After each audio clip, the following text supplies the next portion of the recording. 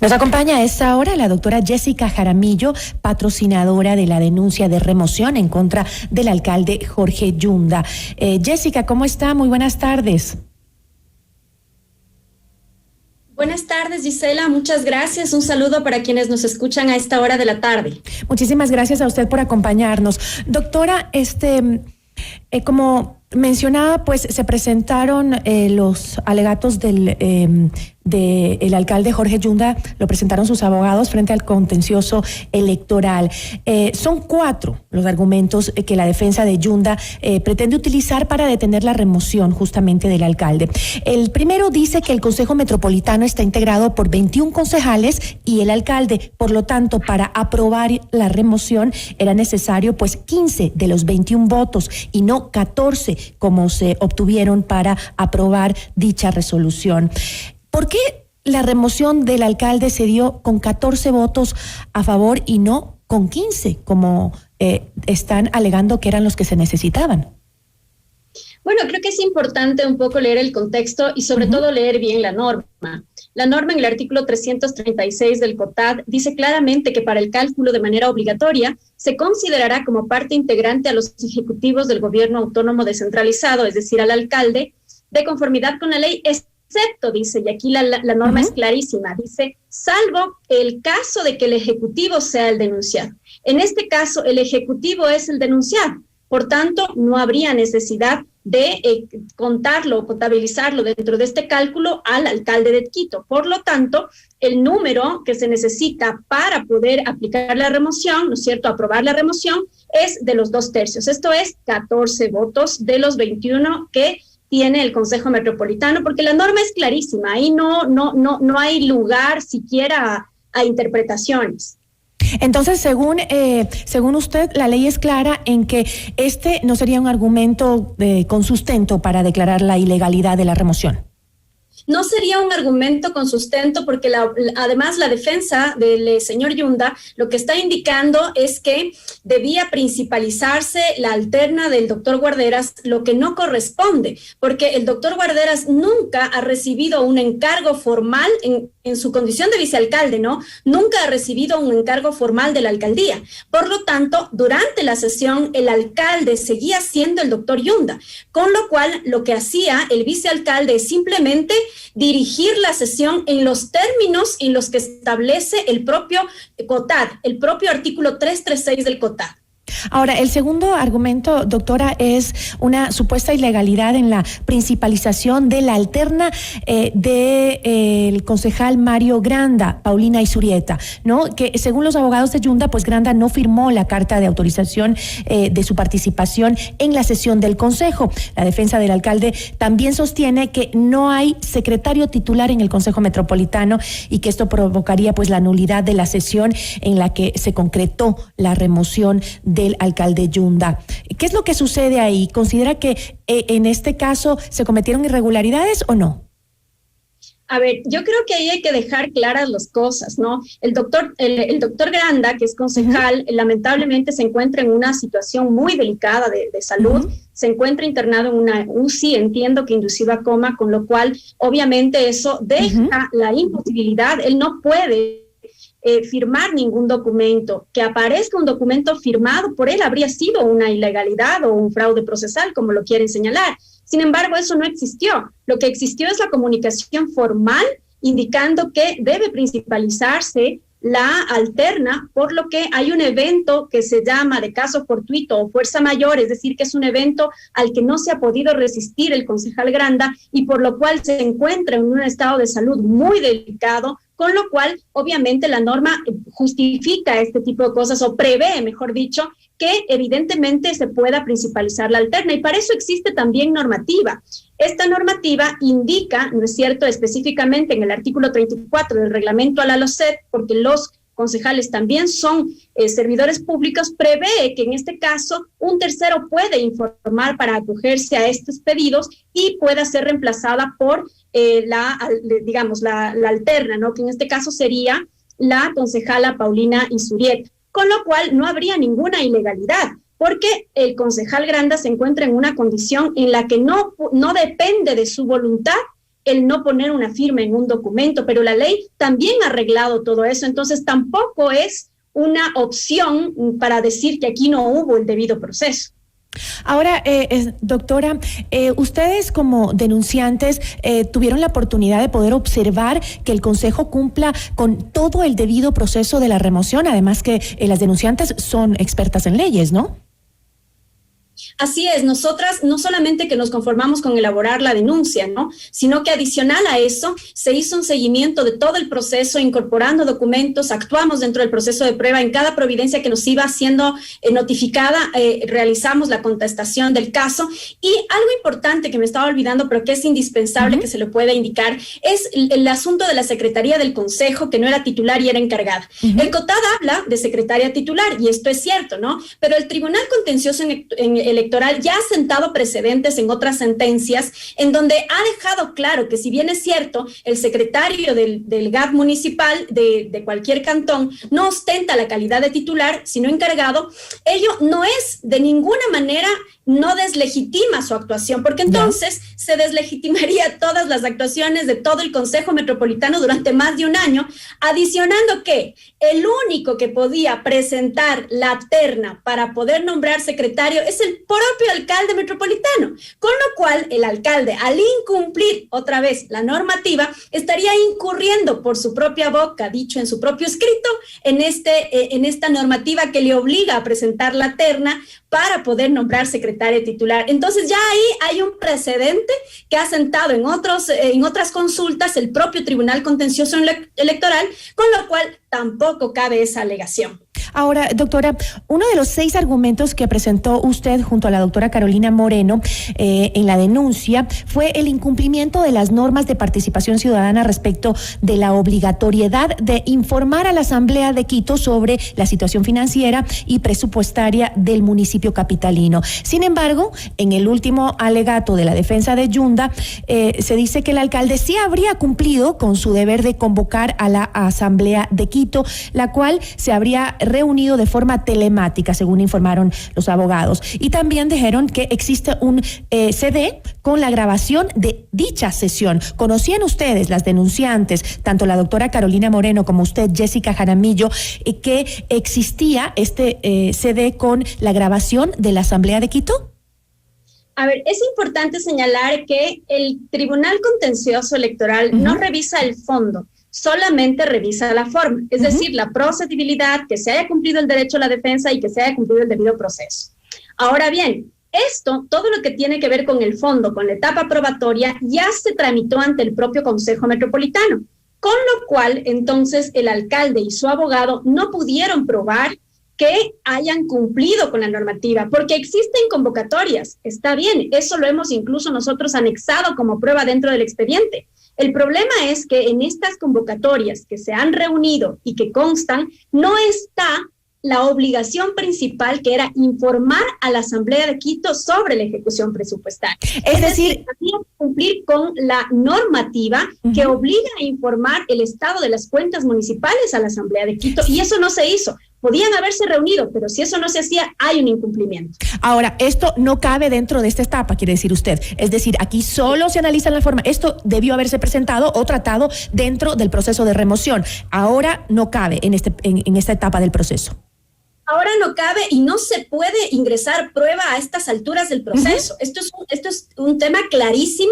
La ley no permite que se pueda ingresar prueba, peor aún ingresar un CD, que no va a probar absolutamente nada, porque esto ya fue y es parte del expediente del proceso. Entonces, obviamente, no se puede ingresar prueba a estas alturas, porque el tribunal solo tiene que hacer lo que establece el Código de la Democracia. Y el artículo 31, si no me equivoco, del Código de la Democracia dice claramente que solamente se revisarán las formalidades y el tema del derecho a la defensa. Y el derecho a la defensa la ha tenido, el alcalde ha remitido sus pruebas dentro de la etapa probatoria, estos son los 10 días que correspondía, y ha podido su abogado realizar sus alegaciones ante el Consejo Metropolitano. Entonces, ahí no hay discusión que hacerla, ¿no?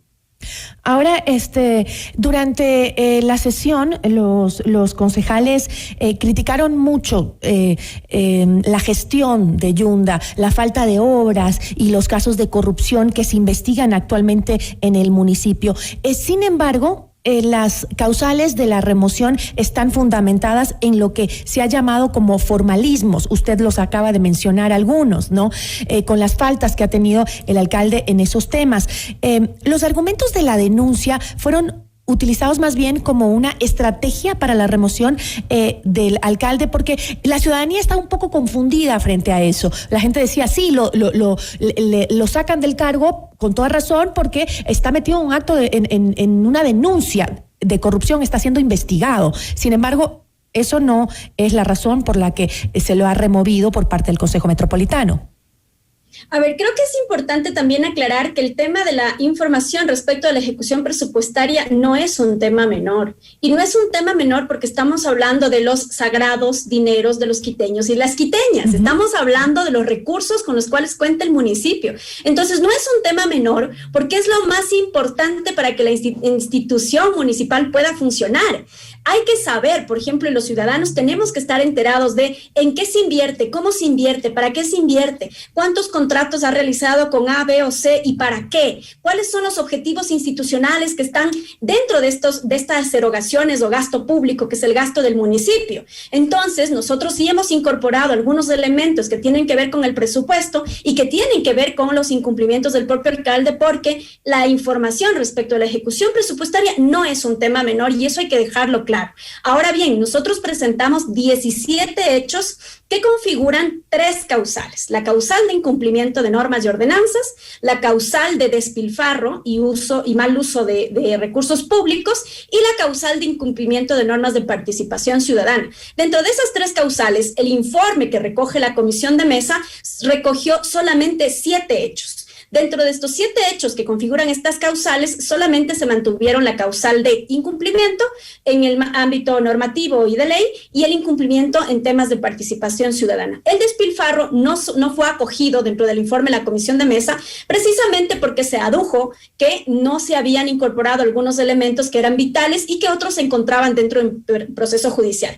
Hay que también recordarle a la ciudadanía que este es un proceso de control político, no es un proceso de control administrativo, ni disciplinario, ni es un tema judicial. Los temas judiciales, que son muchos los juicios que tiene el doctor Yunda, tendrá que él ver cómo lo soluciona, cómo comparece él y sus familiares dentro de los procesos judiciales. Allá seguramente ya se le combinará una audiencia en la Corte Provincial de Justicia. Por el proceso de los chats seguramente ya lo llamarán también a rendir versiones y una serie de elementos, y entonces eso no entra en este proceso, pero abona sin duda a todo lo que ha estado pasando en el municipio de Quito y que molesta a la gente porque nunca antes hemos tenido ni un alcalde con grillete, ni siquiera hemos tenido estos escandalosos hechos de que una empresa pública transfiera dineros a cuentas en el exterior que no se sabe para quién o en beneficio de quién son, y que realmente son escandalosos, más allá incluso del proceso de las PCRs, que ya de por sí es escandaloso, ¿no es cierto?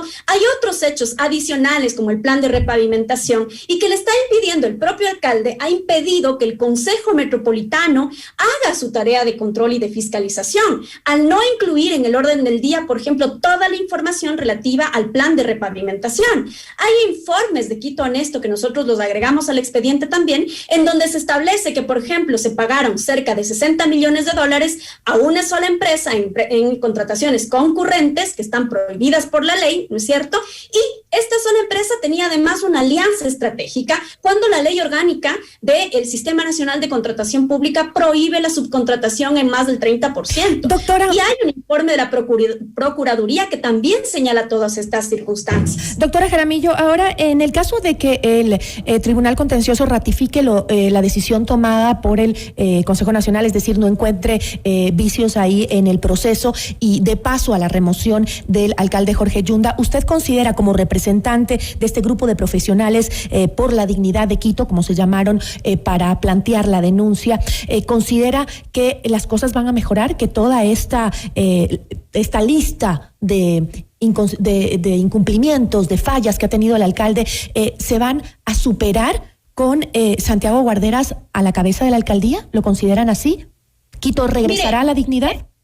Creo que también hay que zanjar este criterio errado del alcalde de que los ciudadanos han estado confabulados para hacerle daño. Vea, ese es un discurso vacío de victimización absoluta, cuando lo único que hemos hecho los ciudadanos es ejercer nuestros derechos de participación. Si no está de acuerdo con la figura de remoción, entonces será la Asamblea la que tiene que reformar el COTAD. Pero mientras la figura de la remoción, incluida en el año 2010, a partir de la norma constitucional del año 2008 y que establece y nos permite a los ciudadanos tener una figura de control por excelencia, porque además esta es una figura que involucra tanto a los ciudadanos, que somos quienes presentamos las pruebas de cargo, como al ente político que hace el control y la fiscalización. Entonces, esta figura termina siendo riquísima, pero además terminamos sentando un precedente del poder ciudadano que le dice a las autoridades, mire, usted no está haciendo las cosas bien y como está incumpliendo y está incurriendo en algunas causales para la remoción, vamos a pedir su remoción porque no está haciendo las cosas bien. Entonces, esta es una forma de cambiar la democracia. Yo digo, esta es una herramienta profundamente democrática porque nos permite mantener ese control social sobre nuestras autoridades, porque cada que vamos a las urnas, cada 4 años, no es pues un cheque en blanco y no tenemos pues la obligación de contentarnos con las malas autoridades que a lo mejor nos tocan. Ese es, digamos, el motivo fundamental y seguramente las cosas no van a cambiar de la noche a la mañana. Pero le hemos dado una lección al país, le hemos dado una lección a las autoridades, le hemos dado una lección a la clase política para que sepa que hay un control social y un control ciudadano que tiene toda la razón de ser porque así nos permiten nuestros derechos de participación y que no pueden pues llegar a la alcaldía, sentarse y hacer lo que les da la gana. Me parece que eso es indispensable en este país, sentar este precedente.